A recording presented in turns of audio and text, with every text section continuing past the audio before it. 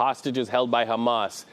Well, 2 are free, but this morning, 200 more are still missing. Overnight, those 2 hostages were freed by Hamas. They are back on Israeli soil and getting the care they need. But President Joe Biden saying he will support a ceasefire in the war between Israel and Hamas only after every one of those hostages are freed. Ian Lee, once again joining us live from Tel Aviv in central Israel on the hostages, the humanitarian crisis in Gaza, and what was a punishing bombardment by Israel in Gaza overnight. Ian? That's right. Good morning, Reed. Yeah, over 400 airstrikes targeting Hamas locations in Gaza overnight. This comes as more aid is trying to get through that Rafah border crossing. It is really the only lifeline for Gaza. Every day we see trucks going through. You have 20 here, 12 there, but it's not even close to the hundreds of trucks that the UN says are needed to sustain the people of Gaza. And sources tell CBS News getting aid in and hostages out is a priority of the White House.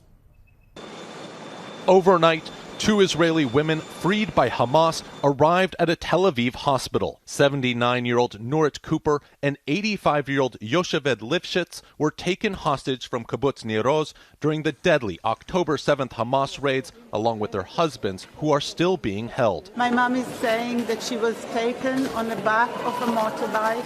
While she was being taken, she was hit by sticks. This latest hostage release comes days after 2 Americans were also freed, but Israeli officials estimate more than 200 hostages are still being held by Hamas.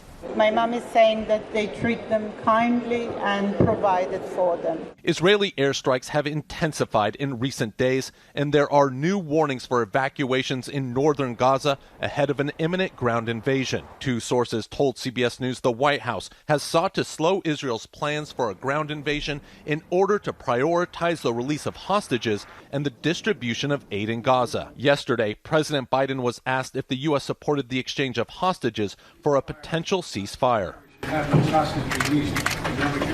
Trucks filled with humanitarian aid continue to flow from Egypt into Gaza, though United Nations officials say civilians there need much more assistance. It seems like Israel may keep postponing that ground invasion, at least for now. We are hearing reports that there could be more hostages freed. We'll just have to wait and see how that develops, Reed. And regional tensions really also top of mind this morning. We are thinking about the hostages, but there are flashpoints all along the borders that could call in other factions into what could really become a regional conflict, Ian.